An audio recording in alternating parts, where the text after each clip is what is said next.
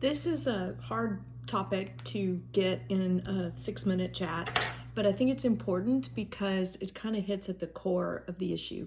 And the antisemitism and my plea, my reason for doing these chats is to say to Christians, I'm not an apologist for the secular world. That's not who I want to encourage. I want to encourage the church to stand with the Jewish people and their right to be in the land, and to not give in to the popular narratives of our generation, any generation, regarding whatever is being told to the public in order to justify the ill treatment and the pushing of the Jewish people from the land.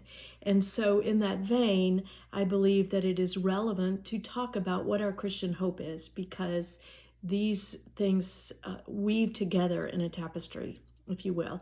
And so I'm going to read a lot this chat from 3 sections. The first one is 1 Corinthians 15, and it talks about what our hope is. Our hope is not to be disembodied entities that float around. Our hope is to have resurrected bodies that are on a new there'll be a new heaven and a new earth, but we will have resurrected bodies, and that is what we are hoping for.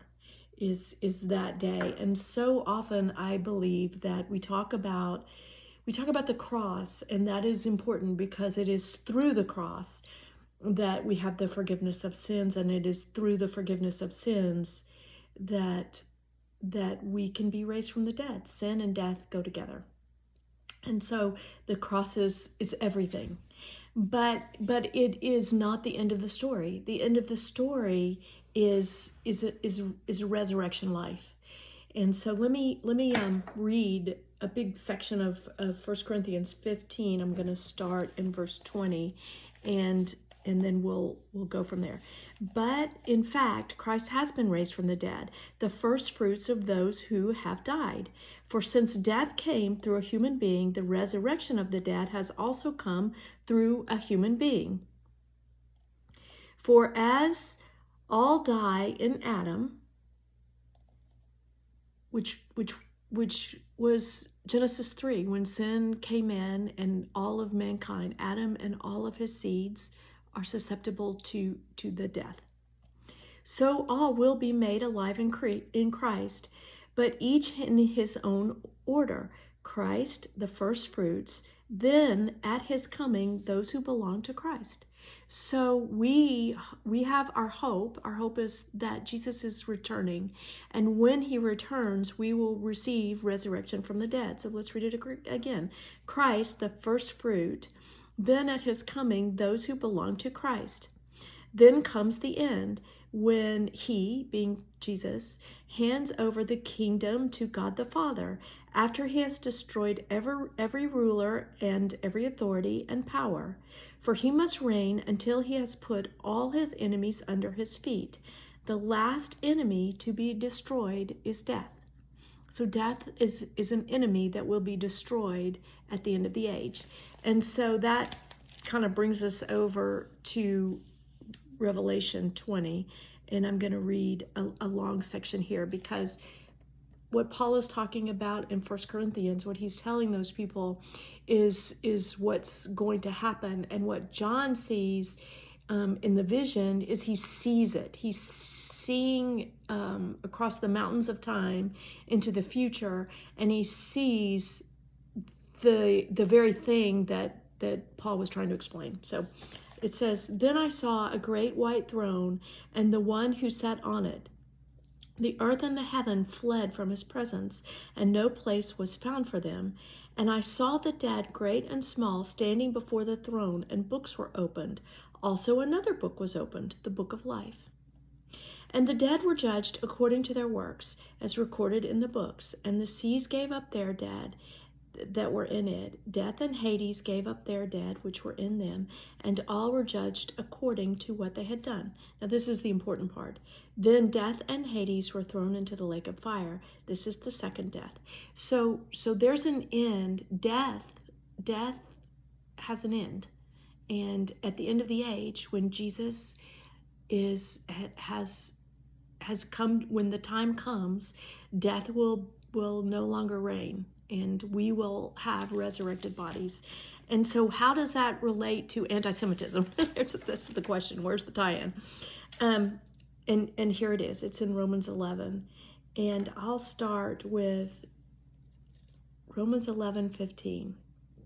And what Paul is talking about in Romans 11 is why did the Jews, what's going on with the Jews? So many Gentiles had accepted the faith and believed and knew that Jesus was the Messiah, that he had raised from the dead.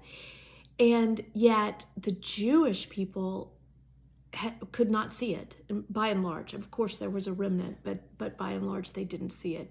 And Paul is, in Romans 11, is addressing the issue. So he says here that if there, being the Jews, rejection is the reconciliation of the world, meaning that the whole, their rejection of Messiah for the time being reconciles the whole world to God the Father, what will their acceptance be but life from the dead? So there it is. When Israel sees her Messiah, then we will resurrection, life from the dead. And so there is a tie-in. We hope for our resurrected bodies. We hope for the return of Jesus. And this is tied to Messiah being recognized by the Jewish people. And so therefore, whatever narrative the enemy wants to spin in any generation, we need to reject that. We need to reject the lies of being against this people group and embrace this people group, because in their accepting of Messiah is the reconciliation of all things and resurrection from the dead. And so that's kind of the meta narrative around